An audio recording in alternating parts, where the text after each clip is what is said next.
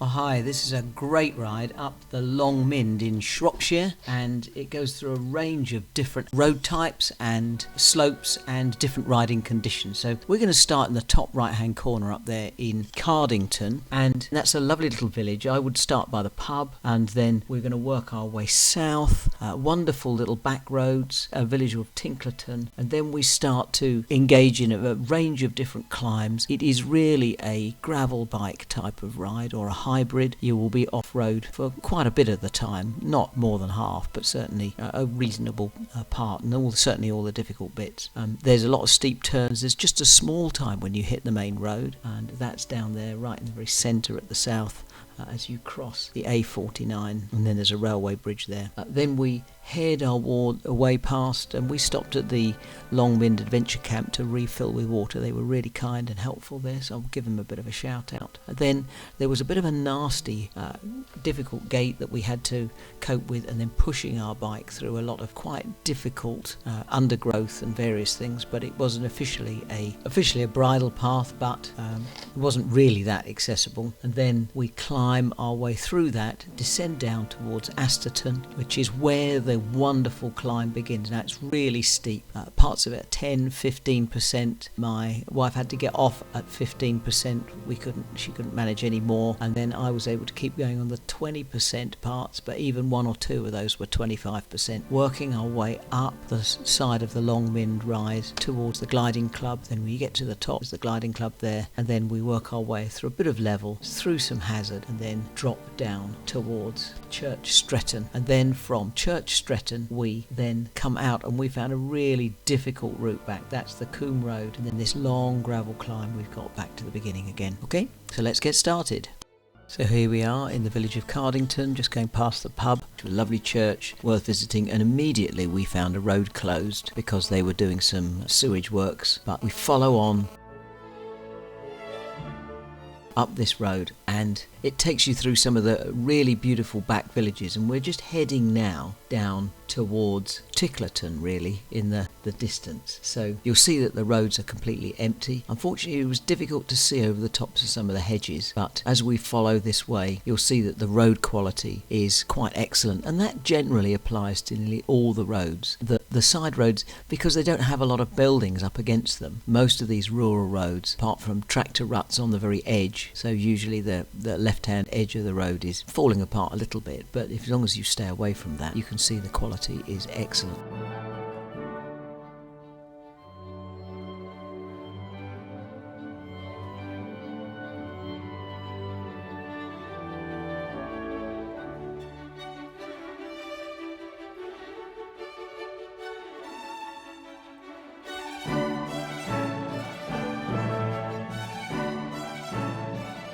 We're heading through the village, and the key point is where we cross the B4371. That's going to be the key place that we're heading for, but we're going to take a few sort of side roads and other things as we head our way along. So traffic is generally very light, but when it does come, you've just got to be aware of the fact that the roads are not particularly wide, and is quite often the case when riding that the time when a car is passing you is also at about the same time that another car is trying to get past you from behind as well, and that can be a bit of a nuisance. Here we are heading down, and we're going to cross the main road in a minute. Again, the hedges are getting taller, so that phone box indicates that the main road is coming, and you're going to be on that road just about a kilometre. So we descend down the hill, we then turn right onto this main road, and then left straight away over the railway.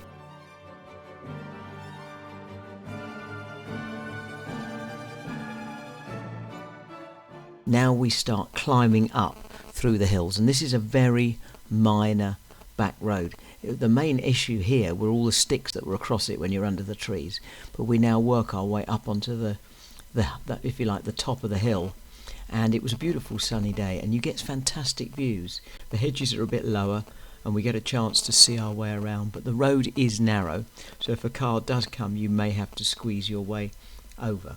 But we're now heading down towards Tinklerton, and here we are within the little village. As you see, it's only half a dozen to a dozen houses, and then we carry on, and we're finding this very fine narrow road that we take out from there, and we head our way up the hill again through darkness. That was where a car passed us, and you see we had to stop and allow it past. And now we've made our way through past Marshbrook into the Long Mynd adventure camp, and they were really good. We'd run out of water. It was so hot that day. It was about 37, and they allowed us to stop in, fill up with water, and also use their toilets. And now we're heading off, and just after here we're going to turn left, and we go up this little narrow path. So there we go. We're going to work our way along, and this road gets really narrow, and here's the left hand turn, and if we head up this track, it's actually really steep, and this is where we start to get into the gravel section. So we're now in the gravel, and we get to this first gate, and you can see it is the Ride UK pathway, but we've got to actually work our way along here. We were able to ride a little bit, but it was very narrow in places. There's a lot of building work going on in the farms, and it wasn't particularly friendly place because of all the gates. So we stopped just there for lunch, where it says on the map difficult gate and path, and then after that we headed on down, but again it was still pushing quite a lot.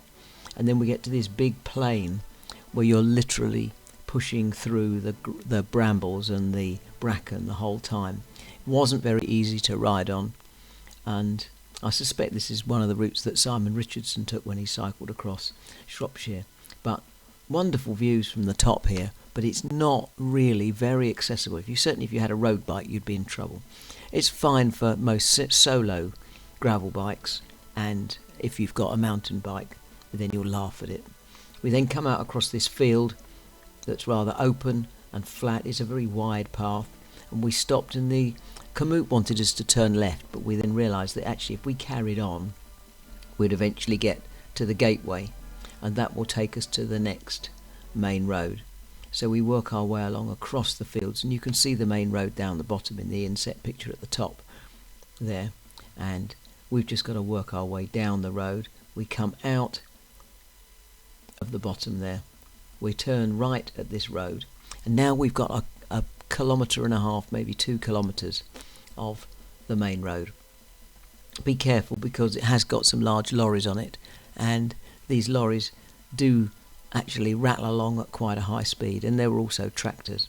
So we're on here for a while, and then we're going to head right up this tiny little road, and it really is small, and this is where you can see at the bottom that we're now starting to head up that long hill. So we're now really into the beginning of the climb. It's a fantastic long climb.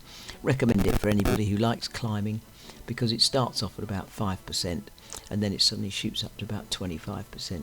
So fantastic views over the valley to our left as we ascend up the hill here.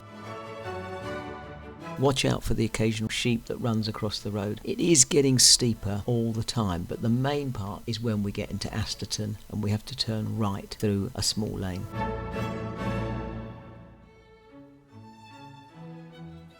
So here we go, occasional car coming through that have driven over the top. There is parking at the top actually near the Glider Club, and maybe that's a good place to start this ride if you don't mind ending it with a beast of a climb, but it is quite savage later on. So we follow up this long road, and it is generally pretty quiet. Most of the vehicles you meet will be twin cab 4-wheel drives.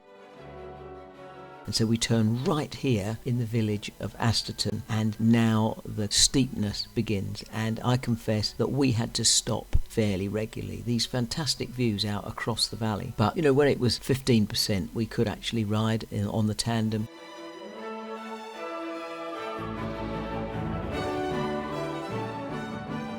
Then my wife would jump off and I would carry on cycling till it got to about 20%, and then I'd just lose traction on the back wheel because there was nobody sitting over the back wheel. So that made it a bit difficult. On a solo bike you can usually manage about 25, but you'll see here it's too steep. So I'm literally just pushing, so I apologise for the helmet slamming in front of the camera, but that's just the way it had to go.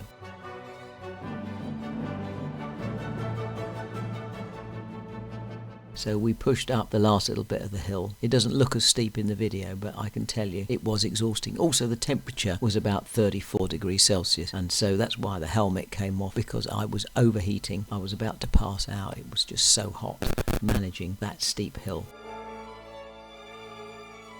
But we get near to the top, and then at that point we sort of follow round. There's a couple of tight bends near the top, you can see just by the gliding club. This is where the parking is, and there's a lot of people that park up here, and you can see the gliders where they're landing, and that's a good amount of parking. And as I say, that might be a good place to start, but there are a few parking spaces further on.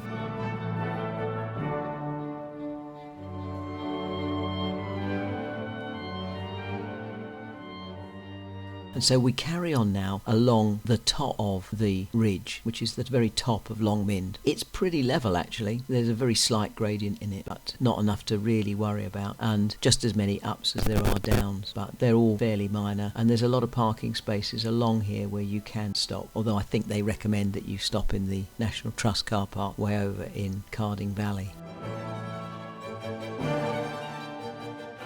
So we're now working our way along the top, and then we're going to get to the point where it starts to go down. So after this little, what looks like an abandoned holly plantation on the left, we stop for a cup of tea and a piece of flapjack, which is our chosen way of recovering from big hills.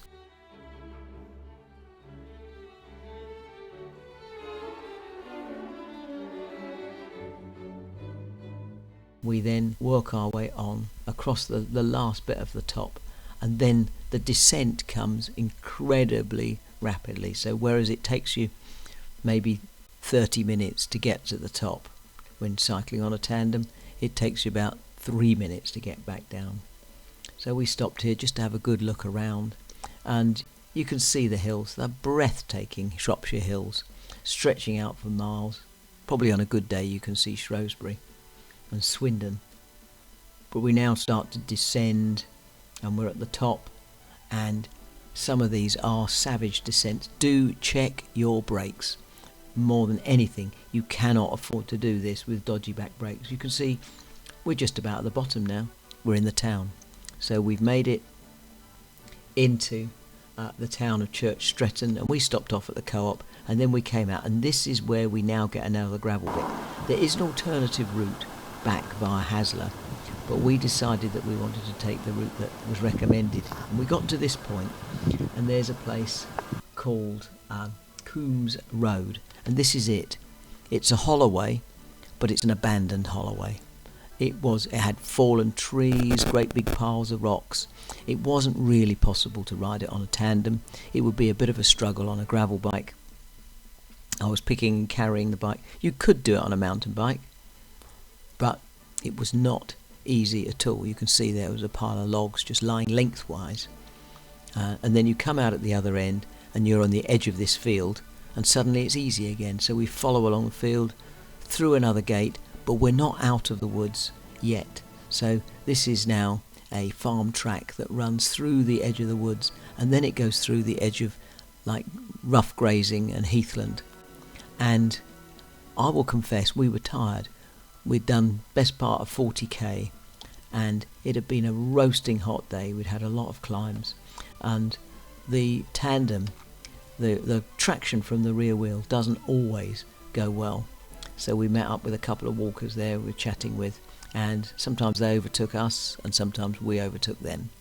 But it was really bad, and there are times like this little slope here, which is another little short 25%er, where we just had to push up. We just couldn't get the traction from the rear wheel. And we're following this. This is quite a long gravel climb. It goes up and up for a long time. You can see it's now getting dark because the resolution on the camera is beginning to decline. And we work our way to the top, and then almost as quickly when we get to the other side, we start descending rapidly down back towards Cardington. So the road suddenly becomes a proper road. It's got some proper tarmac on the top. We zip down the hill. There we go, Cardington Church, and now back into the valley. So just to summarise, it's about a 40k ride, 900 metres of ascent and descent, but some parts of it are at 25%. There's about 15% typically on the gravel. Some parts you will have to push and carry, but it's a great ride. Make sure you've got plenty of water. So if you want to navigate your way through, then download our GPX file that you can find on our Komoot page. That's Paul and Diane on Tandem. Download that. We've got plenty plenty of rides across the country. This is a great one. We enjoyed this, and we'll do a little short summary actually of just going along the top. But thank you for joining us, and we look forward to joining you on our next ride, which could be more in Shropshire, or we could be way out in Gloucestershire, where we went sooner afterwards. All the best. See you again soon. Bye for now.